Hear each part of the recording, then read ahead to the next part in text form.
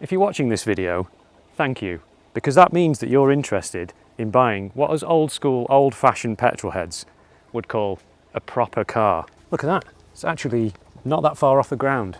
It's hunkered down and it's aerodynamic. And this Ford Focus, this Mk4, is the last generation of the Ford Focus. There will be no more in 2025. It's the end. And the thing is, as always with the Focus, Ford put a lot of effort into this car. Over the previous generation, the Mark III, they've extended the wheelbase, which gives you more room inside the car. And they've also managed to do a magic trick with this car and reduce the weight of it by 88 kilos, as well as kind of giving it a much more modern and smoothed off look. It kind of looks like the previous car, but with a nice Instagram filter on it. Anyway, let's have a look inside.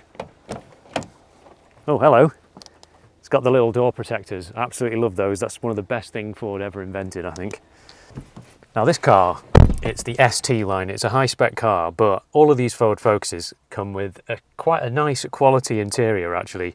It feels like a good step up from the old car. I mean, in this ST line edition, as it's called, it's got the carbon fibre trim panels on it. You've got this lovely chunky steering wheel, and there's like red stitching built into the leather gaiter and to the steering wheel and the seats. Because of that extended wheelbase, they gave a lot more room in this car, both in the front and the back, so it does feel very spacious.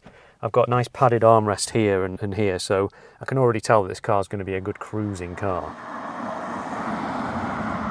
So this car is the Ecoboost mild hybrid, and that means it has a 3-cylinder petrol engine with a turbocharger, but it also has an electric motor and some batteries. And that electric motor is there to assist the engine, basically to help its performance, but also help its economy. Give that little extra kick. You can't plug this car in, it charges itself up as you drive, and you can really feel that in the regenerative braking. As you let off the throttle, the car holds back quite a lot. You don't have to keep hitting the brakes, even on a really steep hill. So I suspect the brakes are going to last a really long time in this car. The performance, it's quite good actually. Given that it's an eco car, it's got a decent amount of pace to it. The kick from the turbo and from the electric motor assisting that little puny 1 litre engine. Underneath that bonnet, it's absolute chaos. There's no engine cover, there's just pipes and tubes and things everywhere. I'm not sure I'd like to get my hands on that. And then of course you've got the electrical system as well to deal with. The word mild in terms of a mild hybrid always strikes me as an odd word. Puts me in mind of a mild curry like a chicken korma. Like a chicken korma, this car, it's very smooth. It's not spicy when you're driving it normally around town. Quite a smooth ride despite this having big alloy wheels and being the sporty version. It's very quiet, you can't really hear that engine. The auto stop-start feature just functions perfectly well without you having any idea that it's really there. The indicator sound is very soft. It adds to that general sort of quality, smooth feeling of this car. You know, everything's laid out quite well. You've got your old school buttons for the climate control, so that's good. But you of course also, as we all must have now in the modern day, a big screen up at the top. Okay, it sticks out the dashboard, maybe people don't like that, you know, it's like an old iPad stuck on there, but I think it's quite good because it means that your eye is not taken away from the road too much. Everything on there is for things like radio, navigation, music and Bluetooth and all these sort of infotainment stuff, and it's touchscreen so you can just swipe through it all. And if you don't like the Ford software, which is fine, it's not got the very nicest graphics, it's all a bit white and boring, but you can just plug your Apple CarPlay in or your Android Auto, and that of course means you've got all of your own music, your Spotify and everything on there. So that's great. I've got a digital dashboard, which is actually lovely, and the graphics on there are really good. They're better than the graphics on the central screen. I quite like that, and it's customizable. It changes depending on what mode you're in. You've got different driving modes. Normal mode, it's all blue and smooth and calming. It has a heated steering wheel, which is absolutely lovely in winter. More cars should have that, as well as of course heated seats, and the Ford Classic, the quick clear windscreen, which means that there's little elements running through the screen and they'll just clear off in the winter when you push that button. 30 seconds later you drive away with no ice. It's practical up front. You've got a big glove box, really big cup holders with the adjustable little central part that can adjust the size of the cup holders, and you've got flock lined door bins, and the fat bottom bottle will fit in the door bin and in the cup holders as well. To do that journalistic thing and compare this car to the Volkswagen Golf, and this is the only time I'm going to do it, the boot is the same size as the Golf's boot, minus 5 litres, so pretty much the same, and it will fit the longer things in, bigger things if you fold the seats down, so it's a very practical hatchback.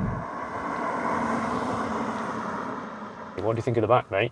Well, for some reason, mate, I kind of fancy a curry. Yeah, we can get one in a bit when we're done with this review. Oh, okay. Cheers, mate. Thank you. Lots of room. Really impressive, actually. Don't forget this is a small hatchback, and I've got legroom to spare behind JJ. I've also got headroom as well, even if I sit right up. No armrest in the centre of this car and no controls down here for ventilation, but there is a 12-volt socket. Handle up there, I've got adjustable headrest behind me, and I've got a little tiny door pocket, which is again felt lined with soft material. Seat pockets in the back.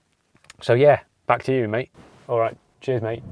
This car is, of course, from the modern era, and it's very much part of that nanny state, keeping on top of everything that you're doing. And it tells you all these things that you really don't need to know. For example, it tells you that you've put your seatbelt on. Not that you need to put your seatbelt on, but that you've actually done it. It's like, seatbelt is on. And I'm like, yeah, okay. And then you have to press OK to get rid of it. And it will also tell you that the engine is on. And it's like, yes, okay, good. But you have to press that OK button to remove the message. The gap between the rear view mirror and the top of this screen is quite small, so there's this kind of quite a sort of letterbox style view out of the central part of this windscreen, so the visibility is not ideal. And then you've got some big blind spots at the back, of course, with the rear C-pillars. In addition to that, if you do have the quick clear windscreen, you can see all the little elements, especially on a bright sunny day like today. The Ecoboost engine, particularly the 1 litre, it has been known in the past as the Ecoboom engine because it was known for kind of going a bit blowy uppy and no longer working, but they did improve it a lot over the years, and this is a much later car from those early EcoBoosts. Because it's an EcoBoost engine, it has what's known as a wet timing belt, which is basically a timing belt that is in oil, and in theory that makes it smoother, quieter, to bring back that analogy, more chicken cormery. It helps with efficiency and therefore fuel economy. But the problem is, you have to rely on the car being serviced when it should be and the correct oil being used. If it's not got enough oil or it's the wrong oil, then that timing belt can degrade and then cause you serious problems. It's just something to be wary of. As always with any car, you want full service history and you want to know that the car has been looked after and serviced when it should have been. If you're one of those mums or dads that likes to make your kids sick in the back of the car when you hurl your little family hatchback into the corners and generally have a nice enjoyable time while your kids are suffering, this car is the one for you, because ever since 1998 Ford have really had it in their mind to create a car that's enjoyable to drive, and it's still the case with this 4th generation. The steering is really nice and sharp, you can hurl it into corners, you've got a lovely crisp gear change in the 6-speed manual.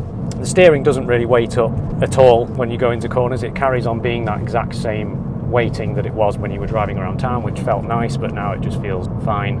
Something that your modern day SUV or crossover can't really hold a candle to, because you know it's got a low centre of gravity, good aerodynamics. The Focus has been Ford's most popular car ever since the Ford Model T, and there's a reason for it. It's because it's a good car and they've sold millions of them. A practical, spacious, economical, good-looking car that drives well. From 2025 it will be no more. If you're looking for a car that fits that criteria and you don't want an SUV or crossover, and well done if you don't, this car comes recommended. Thanks a lot to Callum and Robin for coming all the way down from Scotland again, and thank you to you guys for watching. See you later.